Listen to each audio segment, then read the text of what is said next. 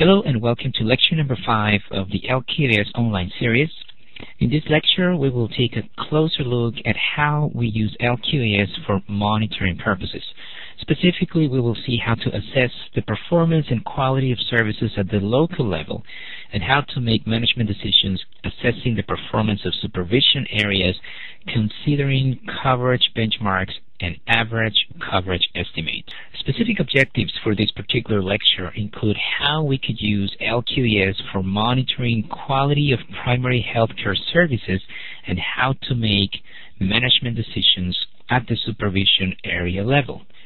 To do so, we will take a look at how to classify supervision areas and to determine whether a supervision area is at high risk or at low risk based on data collected through LQAS. As shown in our previous lectures, the process for classifying supervision areas requires determining decision rules. And to determine decision rules, we need to know two parameters.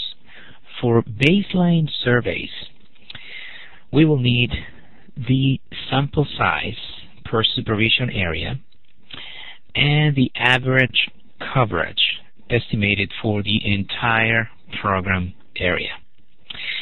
And if we are monitoring activities during the project implementation, we will need the sample size per supervision area and the annual coverage benchmark or target for the time period being assessed.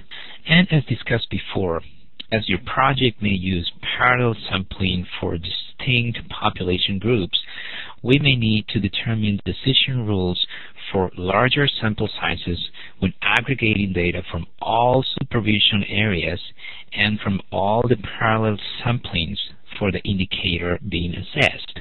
For this reason, we are presenting this particular LQAS table for decision rules that shows those decision rule values for sample sizes above 30. That is mostly for sample sizes of 31 to 50.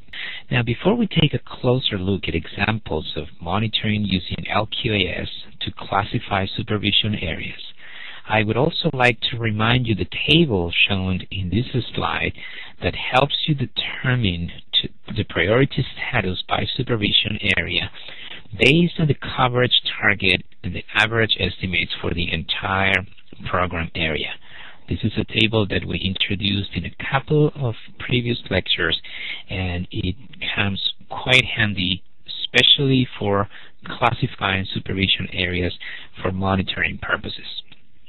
Depending how a supervision area is performing against the coverage target and against the average coverage, we will determine the priority status of that supervision area. So, for instance, if a supervision area is below the target and below the average, that particular supervision area is going to be classified as a high priority, and local managers will need to make some tactical decisions towards improving the performance of that particular supervision area for the indicator being assessed. So for monitoring purposes, we will have 4 potential outcomes in terms of determining the priority status of supervision areas. Those 4 potential outcomes are the highest priority when both the coverage target and the average coverage are below. Then we could have also a second highest priority status when the coverage target is below, but it is not below the average coverage. At the same time, we can classify results as the second highest priority when results are not below the coverage target but are below the average coverage. And finally, when results are not below coverage target and are not below average, then we can classify that particular supervision area as not a priority. Let's take a look at an example of how decision rules and classification of supervision areas work, especially for monitoring purposes. Here we have an example of one indicator, the percentage of children under 2 years of age who slept under an insecticide-treated net the previous night. As you can see, the table shows data for this indicator collected at baseline and results from a recent LQAS survey conducted at the end of year 1. From baseline data, we can see that we have an average estimate of 41.1%. This is the coverage estimate of children sleeping under an insecticide-treated net. And based on this estimate and secondary data that the project may have available, we defined annual targets until the end of the project, aiming to cover 3/4 of children under 2 sleeping under an insecticide-treated net the previous night. That is the 75% target aimed at the end of the last year, number 4. And from baseline, we can see that supervision areas D and E were the ones with the low performance, given that the number of correct responses, children under 2 sleeping under an insecticide-treated net the previous night, in supervision areas D and E are below the decision rule of 6. That's the reason why we put these two in red. So as LQAS flagged these two supervision areas for us, it would make sense to put more emphasis on these two supervision areas, D and E, as they become our priority areas.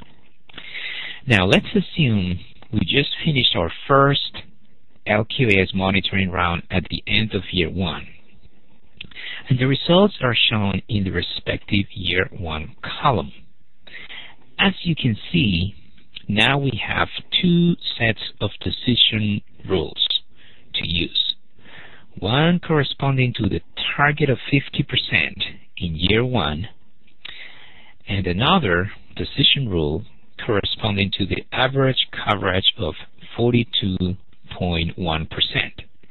And as you may recall from the previous lectures, in order to get this particular decision rule from the average coverage, we need to round that average to the upper value that can be found in the LQAS table shown in the previous slide.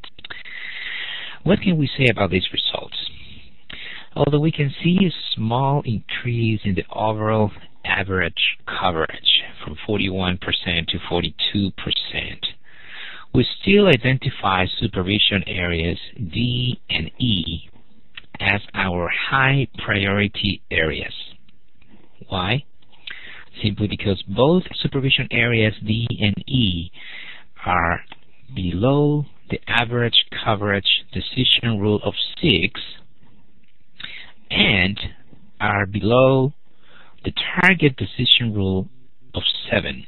That's why they are both in red and circled. They are in red because they are below the average coverage, and they are also circled because they are below the target. See what happens with supervision area C.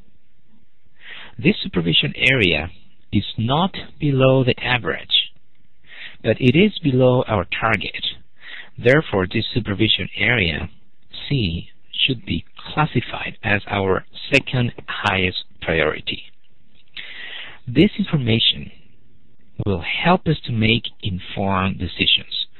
While supervision areas A and B are performing quite well, our efforts should be primarily to refine our tactics and activities in supervision areas C and D and E. And we should learn from supervision areas A and B to see if the other supervision areas can reach such high performance. Let's take a look at what happens in the next year of monitoring for this particular project and for this particular indicator. Now we have data collected at the end of year 2, and we see some progress made. The average coverage has increased up to 47.4%, putting the decision rule for the average coverage at 7, while the decision rule for our target of 55% is at 8. Based on these decision rule values, we can start to see progress in supervision areas E. It is no longer our highest priority as it is performing above the average coverage,